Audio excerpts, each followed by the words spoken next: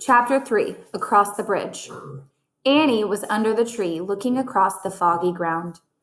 "The knight's riding toward that bridge, I think," said Annie. "The bridge goes to the castle." "Wait, I'll look it up," said Jack. "Give me the flashlight." He took the flashlight from Annie and pulled the castle book out of his pack. He opened it to the page with the leather bookmark. He read the words under the picture of the knight. "This is a knight arriving for a castle feast. Knights wore armor when they traveled long and dangerous distances. Armor was very heavy. A tournament helmet could weigh up to 40 pounds. Wow, Jack had weighed 40 pounds when he was 5. It would be like riding a horse with a 5-year-old on your head, he thought.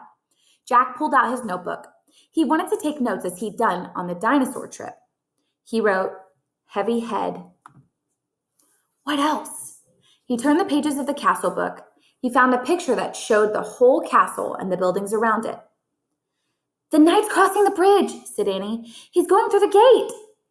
"He's gone." Jack studied the bridge in the picture.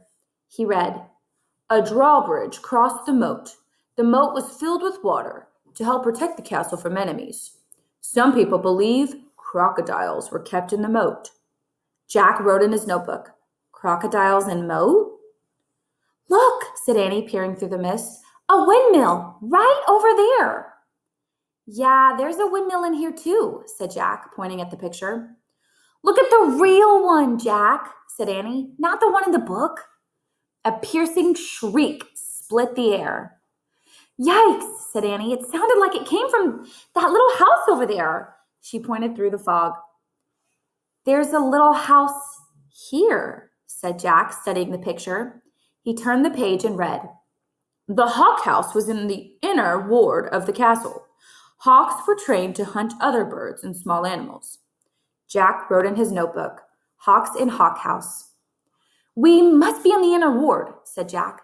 "Listen," said Annie. "Do you hear that? Drums, horns. They're coming from the castle. Let's go see." "Wait," said Jack. He turned more pages of the book.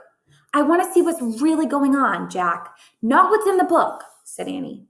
"But look at this," said Jack. He pointed to a picture of a big party. Men were standing by the door playing drums and horns.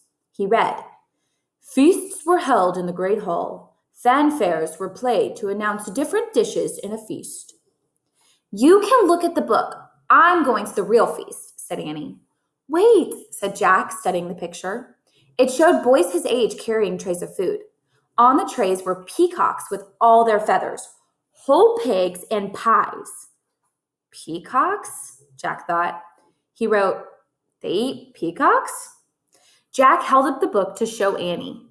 "Look, I think they eat—" Where was she? Jack looked through the fog. He heard the real drums and the real horns. He saw the real hawk house, the real windmill, the real moat. He saw Annie dashing across the real drawbridge. Then she vanished through the gate leading to the castle. Chapter 4 Into the Castle.